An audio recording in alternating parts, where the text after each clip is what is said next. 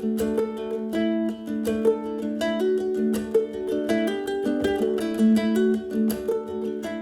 campers and other guests. My name is Chef Matt Frederickson. I am the food service director here at West River. I am honored and blessed to be talking to you today from the Ethel C. Ryder Dining Center here at camp. I know these last few months have been a very trying time for a lot of people, and I know how disappointed everybody was when the decision was made to cancel summer camp this year, including myself. I look forward to seeing all you smiley faces again coming into the dining center for some incredible food, fun, and reflection.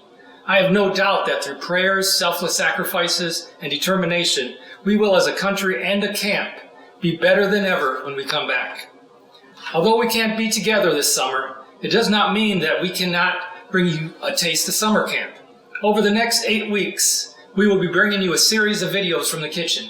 I hope you take this opportunity to perhaps learn some new kitchen skills and tasty recipes. So that with all that being said, let's go ahead and jump into our first video. With our first video, we're going to be talking about the foundation of cooking, food safety, and personal hygiene. Basically, keeping food safe and yourself safe. Safety is one of the basic principles of being a Christian and caring for others. As Matthew 25:34-40 says, "The king will say to those on his right, 'Come, you who receive good things from my Father, inherit the kingdom that was prepared for you before the world began. I was hungry, and you gave me food to eat. I was thirsty, and you gave me drink. I was a stranger, and you welcomed me. I was naked, and you gave me clothes to wear. I was sick, and you took care of me. I was in prison, and you visited me.' Then those who are righteous will reply to him, 'Lord, when did we see you hungry and feed you, or thirsty and give you drink? When did we see you as a stranger and welcome you, or naked and give you clothes to wear? When did we see you sick or in prison and visit you?' Then the king will reply to them, 'I assure you that when you have done it for one of the least of these brothers and sisters of mine, you will have done it for me.'" At camp, we really work hard to be a welcoming place for everyone. The most basic principle of being welcoming is keeping people safe. As we often say at camp, safety is not negotiable.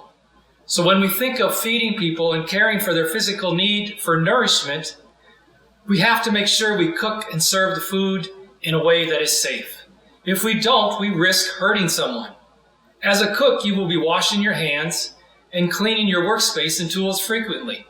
It may seem annoying, but really, it is important because cooking is a way of serving God and caring for others. The number one thing when we're talking about food safety and personal hygiene is proper hand washing.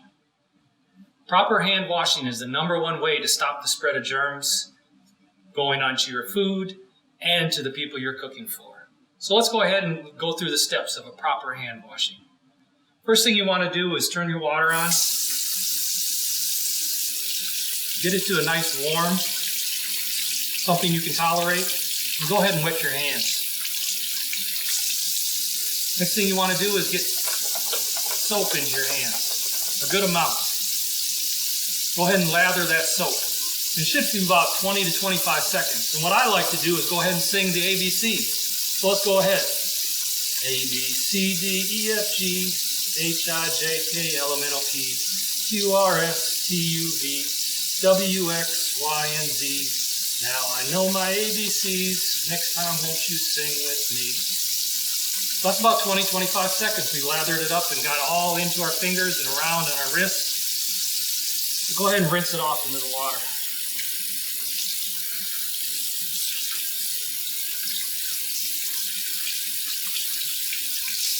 All right, the next thing, go ahead and get your paper towel or whatever you have to dry off with. Now notice I didn't turn the water off. One of the things I want to do after my hands are dry is to take my paper towel and go ahead and turn the faucet off.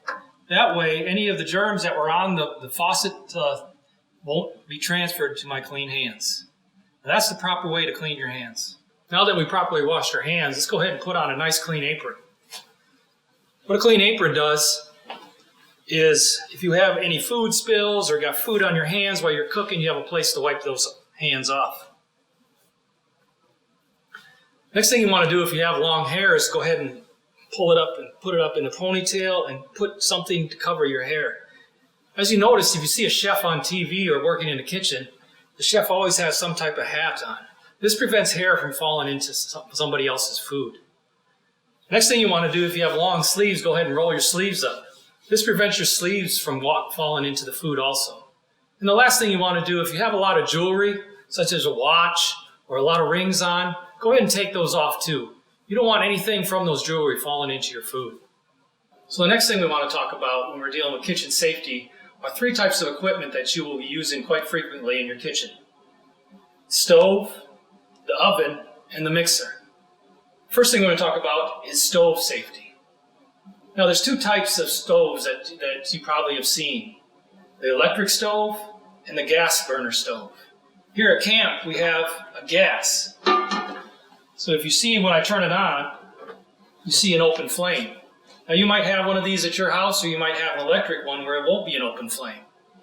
One of both things that they both have in common are they're both very hot and can be very dangerous to the touch. So you want to be very careful when working on open flame on the stove. One thing else I want to talk about is if you put a pot and you're cooking something on open flame or electric stove, is make sure your handles are not like this. This prevents somebody, such as a younger brother or sister, or yourself, from knocking it over and spilling, which can be very dangerous. So just take your pan or your pot and turn it in. The last thing I want to talk to you about stove is making sure you use a hot pad when you're pulling something off. The handle can be very hot, and the stuff inside can be very hot. So the proper use of a hot pad can be very important for your safety. And remember, when you're done cooking an item and you remove the pot from the stove top and turn it off, the surface can be very, very hot still, so be very careful. One of the most common pieces of equipment that you'll use in your kitchen is your oven. There are a couple different types of oven. There's an electric oven and a gas oven, just like the stove burners. One of the things you want to remember when you're dealing with an oven is making sure you preheat the oven so it's at the right temperature when you cook something. That way the food that you're cooking will cook at the right time.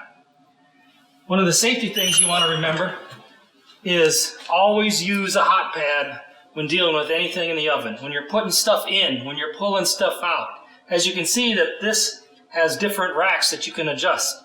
So if you want to change out the rack or you want to pull the rack out a little bit, hot pads is always in use.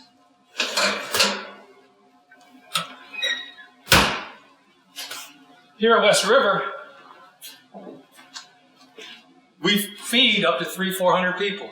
So we use big ovens. This right here is called a convection oven. The difference between a convection oven and a standard oven, convection oven circulates air throughout the oven. So the food will cook a little faster and more evenly. And we can cook a lot more items at one time. But the same safety standards go into place when using either convection or standard oven. Let's talk about one of the most important and frequently used items you'll find in a kitchen, the mixer.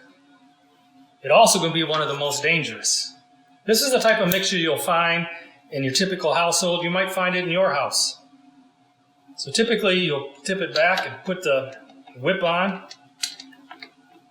bring it down, lock it in place. The dangerous part is when you turn it on, you can easily get your fingers inside the mixer and get them caught up. So when the mixer is on, always keep your fingers outside the bowl. If you need to go in and scoop, it's always good to unlock it, lift it up, and then take the bowl out. This way, it'll keep your fingers away from the paddle. Next thing, when you're not using the mixer, always keep it unplugged. This prevents accidents by people accidentally turning it on and getting your fingers or something caught in the mixer. Here at camp, sometimes we feed up to 300 people. So these are the type of mixers that we use. This one we typically use the most often. And then sometimes we even use this big guy right here. As you can see, the bigger the mixer, the more dangerous it is. So please be safe. Now let's talk about the proper way to store your food. So let's go ahead and take a look and see what our storage area looks like here at West River. As you can see, this is our dry storage area. One of the most important things when you're storing dry foods is to make sure they're all off the ground. This prevents little critters and little bugs and stuff getting into your dry food. Another thing that's very important is to make sure that you label all your foods. If it's opened up, make sure you label when it was opened up so you know how long it has before it's spoiled. Another thing that we like to do is label it when the food came in. So we always write the date on top. Here at West River, we have a walk-in freezer and a walk-in cooler. One of the things that we always monitor is make sure that the frozen goods stay frozen and the cold goods stay cold. The frozen goods need to stay at a temperature of -0 or below, so we monitor that at all times. The refrigerated goods need to stay at a temperature of 41 degrees and below. Another thing that you want to be aware of is how you store your items in the refrigerator. You always want to keep your meat on the bottom and then your vegetables on top. If you keep your meat on top and it could leak, all that leaking juice could fall into your vegetables and get cross-contaminated. Next, let's talk about properly cleaning your workstation. Making sure it's clear from dirt and debris and properly sanitized. Now, everybody's workstation is different. At home, you might have a wood countertop, a granite countertop, or marble countertop. Here at West River, we have a stainless steel countertop. Now, each countertop is different, how they can handle the heat from a pot and pan you might pull off the stove or an oven. Make sure you ask your parents what kind of countertop that you have. All right, now let's go ahead and get into cleaning your countertop the proper way. First thing you want to do is get a bucket full of soap and water. Now you can use your dish soap or any other type of soap you have around the house. Ask your parents. Get a good rag, get a good soap, and clean it. Get it free from dirt and debris.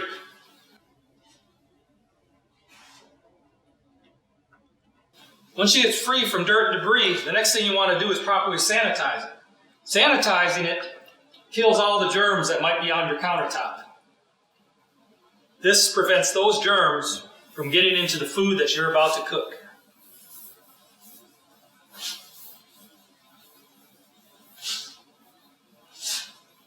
After your countertop is clean and sanitized, now you're ready to cook.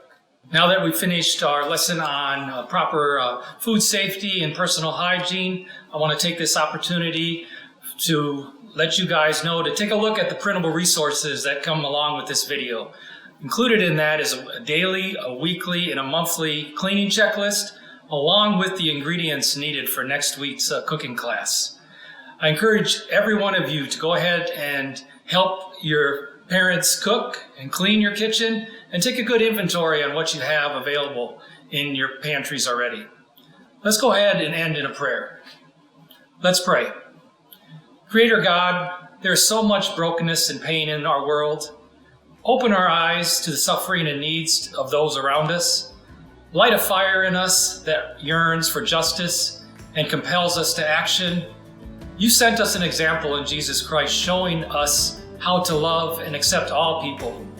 Help us use the talents and blessings you have given us to spread your perfect love throughout the world. Amen.